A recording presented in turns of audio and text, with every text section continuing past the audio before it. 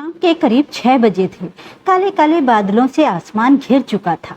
बादल बेकाबू होकर शहर पर टूट पड़े थे। भारी बारिश से सड़कों पर पानी भर गया था। हर ओर भागती गाड़ियां, हॉर्न की आवाजें और लोगों की जल्दबाजी का शोर था। लेकिन इस भीड़ और बारिश के बीच एक कोने में एक औरत खड़ी थी, अकेली, भीगी हुई, कांपती हुई। उसकी साड़ी पानी में लथपथ हो चुकी थी। नंगे पैर, चेहरे पर घबराहट और आंखों में एक बेताब चीख छुपी हुई थी। भाई साहब, रुकिए रुकिए प्लीज, मुझे हॉस्पिटल पहुंचना है। मेरा पति एक्सीडेंट में बुरी तरह घायल है। प्लीज सिर्फ एक लिफ्ट दे दीजिए। वो हर जाती हुई गाड़ी के आगे हाथ जोड़कर खड़ी हो जाती, लेकिन कोई नहीं रुकता। कुछ खिड़कियां तो खुलती भी नहीं। जो खुलती उनमें से कोई कहता, बहन बारिश में नाटक मत करो। तो कोई हंसते हुए बोल देता, हर बार नई स्क्रिप्ट लेकर आते हो तुम लोग। उस औरत की आवाज तेज होती जा रही थी, पर भीगती साड़ी और कांपते होठों के बीच वो बेबस लग रही थी। कोई नहीं देख रहा था कि उसके कांपते होठ सिर्फ झूठ से नहीं, शायद सच्चाई के भार से कांप रहे थे। उसके पास न मोबाइल था, न पैसे और न कोई पहचान पत्र। बस एक स्लिप थी, अस्पताल से आई एक कॉल की पर्ची, जिसमें लिखा था, कार एक्सीडेंट, गंभीर स्थिति, तुरंत आईसीयू में भर्ती। वो कागज अब भीग चुका था, लेकिन वो उसे सीने से लगाए खड़ी थी, मानो उसका अस्तित्व उसी के साथ जुड़ा हो। तभी एक चमचमाती कार उसके सामने आकर रुकी। गाड़ी की हेडलाइट्स उसकी आंखों पर पड़ी और दरवाजा धीरे से खुला। गाड़ी से एक आदमी उतरा। उम्र करीब 40 साल, लेदर की जैकेट, ब्रांडेड घड़ी और आंखों में घमंड की चमक। औरत दौड़कर उसके पास पहुंची। भाई साहब, भगवान के लिए बस अस्पताल तक छोड़ दीजिए, मेरे पति। उसने बात पूरी भी नहीं की थी कि आदमी ने एक कदम पीछे हटते हुए कहा, देखो मैडम, ये जो स्क्रिप्ट है ना, पति अस्पताल में है, मुझे ले चलो, बहुत बार सुन चुका हूं मैं, अब नया कोई तरीका सोचो। वो हंसा, जैसे ये एक तमाशा हो। गाड़ी में बैठो, फिर पैसे मांगो, फिर रोना धोना। माफ करना बहन, मैं ये ड्रामा नहीं झेल सकता। और फिर बिना कुछ कहे सुने उसने दरवाजा बंद किया और गाड़ी तेजी से भगा दी। औरत वहीं खड़ी रह गई, पानी में भीगती रोती, और अब तो वो घुटनों पर बैठ चुकी थी। लोग अब भी गुजर रहे थे, कोई देख रहा था, कोई नहीं, लेकिन कोई भी रुका नहीं। वो वहीं फुटपाथ पर बैठ गई, बारिश में भीगती रही। उसका कागज का पर्चा अब पूरी तरह गल चुका था। उसकी आंखों में अब आंसू और बारिश का फर्क मिट चुका था। बारिश धीमी हो चुकी थी, लेकिन उस औरत की रुलाई अब भी उतनी ही तेज थी। वो अब भी वहीं बैठी थी, सड़क के किनारे गीली मिट्टी पर। उसकी साड़ी की किनारी कीचड़ में लथपथ हो चुकी थी। भीगे बाल उसके चेहरे पर चिपके हुए थे और आंखें सूजी हुई थीं। पास से गुजरती एक बुजुर्ग महिला थोड़ी देर उसके पास रुकी। बेटी, घर का कोई नहीं है तुम्हारे साथ? उसने बस सिर हिलाकर कहा। बस वही थे जो अब अस्पताल में हैं।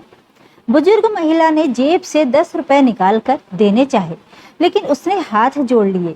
माँ जी, पैसे नहीं चाहिए, सिर्फ अस्पताल तक पहुंचना है। इधर कुछ दूरी पर उसी आदमी की कार अस्पताल के पोर्टिको में धीरे से आकर रुकी। वो आदमी, जिसका नाम था अभिनव सिंघानिया, एक नामी बिल्डर था। उसने गाड़ी से उतरते ही जल्दी जल्दी अपने फोन पर किसी से बात की। हाँ, मैं आ गया हूँ। आईसीयू में ही है ना अंकल?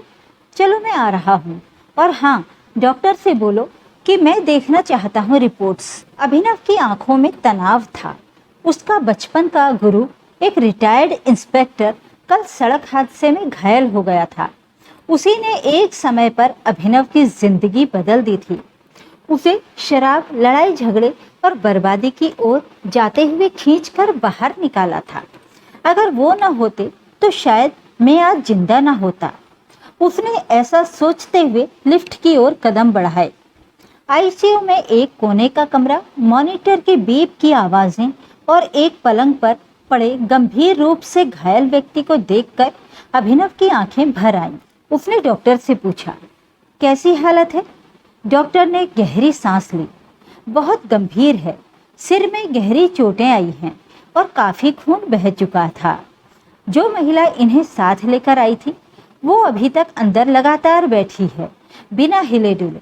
अभिनव चौंका। महिला इनकी पत्नी। शायद उन्होंने कोई डॉक्यूमेंट नहीं दिया, बस इतना बोली कि इनके सिवा दुनिया में कोई नहीं है, और लगातार रोए जा रही है। आईसीयू से हटने को तैयार ही नहीं। अभिनव ने तुरंत आईसीयू के शीशे के पार देखा और उसके पैरों के नीचे की जमीन खिसक गई। वहीं कोने में सिर झुकाकर बैठी थी वही औरत जिसे उसने 2 घंटे पहले बारिश में धोखेबाज कहकर ठुकरा दिया था। उसी फटे हुए पल्लू में लिपटी, उसी कीचड़ सनी साड़ी में वही बेबस चेहरा अब नजरों से दूर नहीं था। अब वो भीख नहीं मांग रही थी, बल्कि अपने पति की जान बचाने के लिए लड़ रही थी। अभिनव की सांसें तेज हो गईं। वो धीरे धीरे आईसीयू के शीशे के पास आया और उसकी आंखें भर आईं। उसका पूरा शरीर सुन्न पड़ गया। ये वही है, और ये आदमी, ये तो वही इंस्पेक्टर साहब हैं जिन्होंने मुझे बचाया था। अब तस्वीर पूरी तरह साफ हो गई थी। जिस महिला को उसने झूठा समझा, जिसे मदद के काबिल नहीं समझा, वो उसी इंसान की पत्नी थी जिसने अभिनव को बचपन में जिंदगी दी थी।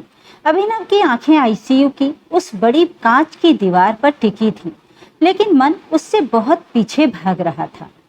उस सड़क पर उस बारिश के पलों में जब उसने उसी महिला को धक्के देकर अकेला छोड़ दिया था, उसके कानों में फिर वही आवाज गूंजने लगी, भाई साहब बस अस्पताल तक छोड़ दीजिए, मेरा पति मर जाएगा। अब वो समझ चुका था, उस आवाज में दर्द था, कोई ड्रामा नहीं। उस चेहरे में डर था, कोई झूठ नहीं। उस हाथ में भीख नहीं थी, वो बस इंसानियत की आखिरी उम्मीद थी। उसने लड़खड़ाते कदमों से आईसीयू के बाहर मौजूद डॉक्टर से कहा, मैं उनसे मिल सकता हूँ? उनसे बात करनी है। उनकी पत्नी से? डॉक्टर ने थोड़ी हैरानी से पूछा, फिर धीमे स्वर में कहा, वो अब तक आईसीयू के कोने में बैठी है, कोई बात नहीं कर रही, पूरी तरह से टूट चुकी है। आप कोशिश कर सकते हैं, लेकिन ध्यान से। अभिनव धीरे धीरे दरवाजा खोलकर अंदर दाखिल हुआ। आईसीयू में अजीब सी खामोशी थी। मशीनों की धीमी बीप और ऑक्सीजन पाइप की साए साए के सिवा कुछ नहीं था। वो औरत वही थी। उसकी भीगी साड़ी अब सूख चुकी थी, लेकिन गीले आंसू अब भी आंखों में थे। वो चुपचाप अपने पति का हाथ थामे बैठी थी। होंठ लगातार कुछ बुदबुदा रहे थे, जैसे ईश्वर से कोई सौदा कर रही हो। अभिनव ने 2 कदम आगे बढ़कर धीरे से कहा, माफ कीजिए। वो हैरान हुई। आवाज जानी पहचानी लगी, लेकिन अब भी विश्वास नहीं हुआ।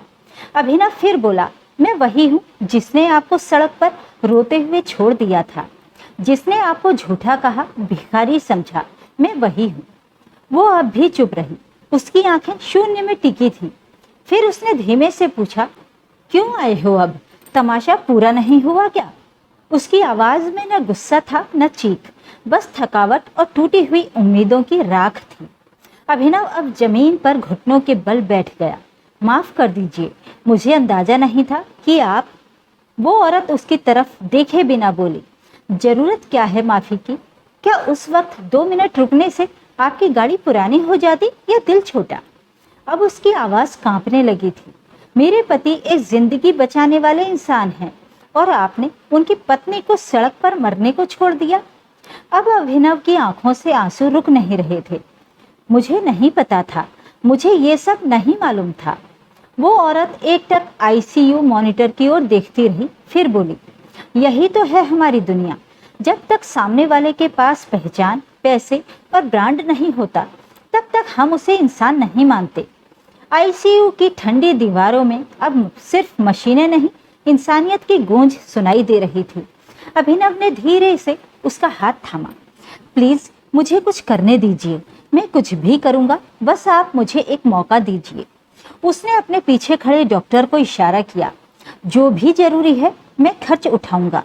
जो भी इलाज, जो भी सर्जरी जरूरी हो वो आप कीजिए डॉक्टर साहब। महिला ने पहली बार उसकी आंखों में सीधे देखा। वो आंखें अब भी आंसुओं से भरी हुई थीं, लेकिन उसमें नफरत नहीं थी, सिर्फ एक सवाल था। अब समझ में आया, कि किसी की बेबसी को मजाक क्यों नहीं बनाना चाहिए। आईसीयू की घड़ी की टिक टिक अब धीमी लग रही थी। डॉक्टरों की परछाइयां पर्दे के पीछे चल रही थी। अभिनव और वो औरत दोनों अब एक ही इंतजार में थे, इंस्पेक्टर साहब के होश में आने का। अचानक मॉनिटर पर हल्की हरकत हुई। औरत की आंखों में एक साथ डर और उम्मीद तैर गई। डॉक्टर भागे भागे अंदर आए, कुछ इंजेक्शन दिए, कुछ मॉनिटर चेक किए और फिर धीमे स्वर में कहा, होश में आ रहे हैं, हालत अब स्थिर है। वो औरत पहली बार मुस्कुराई, कांपते होठों के साथ। आंखें भर आईं, लेकिन अब आंसुओं में कुछ राहत थी। अभिनव ने वहीं सिर झुका लिया। भगवान का शुक्र है। कुछ ही मिनटों में इंस्पेक्टर साहब की आंखें धीरे धीरे खुली। उन्होंने अपनी पत्नी को देखा, फिर धीमे स्वर में पूछा, क्या तुम ठीक हो? वो औरत फौरन उनकी हथेली को चूमते हुए बोली, मैं ठीक हूँ, लेकिन आप क्यों किसी को रास्ता दिखाने चले गए थे, अब खुद गिर पड़े हैं? वो मुस्कुराए, पुरानी आदत है, किसी को मुश्किल में देखकर चुप नहीं रहा जाता। तभी उनकी नजर अभिनव पर पड़ी। अभिनव थोड़ा पीछे हट गया, शर्म से नजरें झुका ली। ये अभिनव है, उसकी पत्नी ने धीरे से कहा। इंस्पेक्टर ने मुस्कुराकर सिर हिलाया, पहचाना? मेरी आंखों के सामने बड़ा हुआ है ये। अभिनव एकदम टूट पड़ा। सर, मैंने आपको और आपकी पत्नी को नहीं, इंसानियत को ठुकराया था। मैं जिंदगी भर ये नहीं भूल पाऊंगा। आपने मेरी जान बचाई थी और मैंने आपकी जिंदगी का मजाक बना दिया। इंस्पेक्टर ने कुछ देर उसकी ओर देखा, फिर कहा, गलतियां इंसान से ही होती हैं बेटा, लेकिन उन्हें मान लेना और सुधारना भी इंसान का ही काम है। फिर उन्होंने अभिनव की ओर हाथ बढ़ाया। आज तू मेरे सामने सिर झुकाकर खड़ा है, यही तेरी जीत है। अभिनव ने उनके हाथ थाम लिए और फूट फूट कर रो पड़ा। आईसीयू में मौजूद हर स्टाफ की आंखें भर आईं। कुछ डॉक्टरों ने सिर झुका लिया, कुछ नर्सों ने आंसू पोंछे। इस तरह एक बार फिर से इंसानियत की जीत हुई थी।